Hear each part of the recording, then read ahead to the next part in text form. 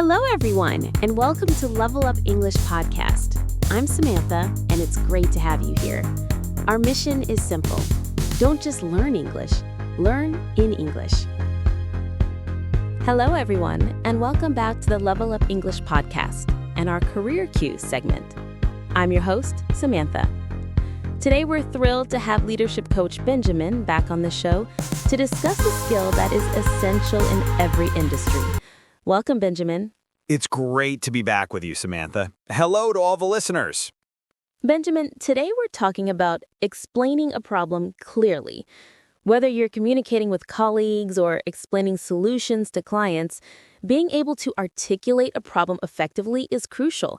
Yet many people often feel like they're stuck in a fog or spend ages talking without the other person having a clue what they're talking about. Exactly, Samantha.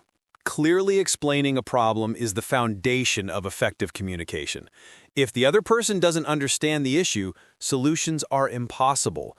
This not only impacts productivity, but also increases misunderstandings and friction. So how can we improve our ability to explain problems effectively? It boils down to two key elements: describing things and making requests. Describing things sounds simple, but it seems like many people jump straight to saying, this thing doesn't work, or there's a problem with the system. That's a classic example of a vague description. A good description needs to be specific, objective, and use language the other person can understand. I like to use the STAR method: situation, task, action, result. The STAR method? Could you explain that in detail? Of course. First, situation.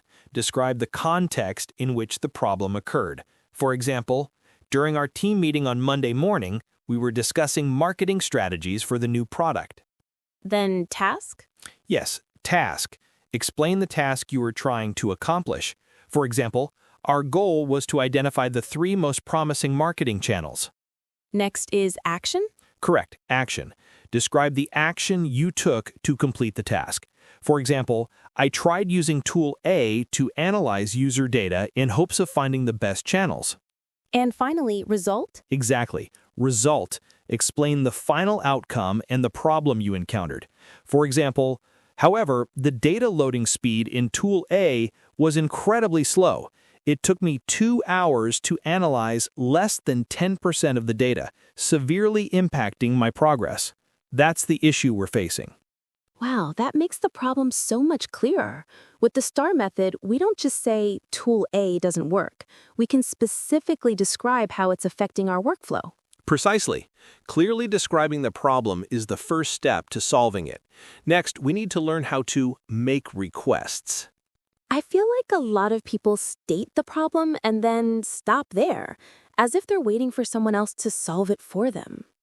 A good problem communicator will proactively suggest possible solutions or clearly request help. Remember, your goal is to solve the problem, not just complain about it. So, how should we make requests? When making a request, be specific, feasible, and consider the other person's resources and capabilities. For example, you could say, given the data loading speed issue with tool A, I suggest we consider 2 options. 1, request access to tool B, which has better performance for data analysis.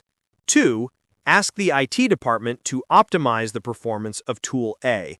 Which option do you think is more feasible? That not only identifies the problem, but also gives the other person choices, making it easier for them to make a decision. Exactly. Or, if you don't have a clear solution yourself, you can specifically request help. I've tried several methods, but I haven't been able to resolve the data loading speed issue. I was hoping you could provide some suggestions or recommend other tools that might be more suitable. So, to sum it up, use the STAR method to clearly describe the problem and then proactively suggest solutions or request help. That's how we turn complaining into effective problem solving. Exactly.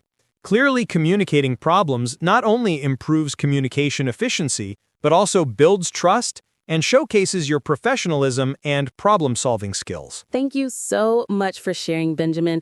I'm confident that today's content will help our listeners better articulate and resolve issues, as well as improve efficiency at work. Before we wrap up, here's your Career Cues challenge for this week. Take one dream or goal you have for your future, break it down into the very first 3 smallest steps, and then say the sentence out loud. This week, I am going to... Your first step.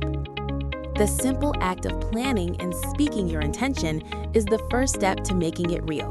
Share your experience with us using hashtag #LevelUpEnglish. And that's a wrap for today's episode. Thank you so much for tuning in.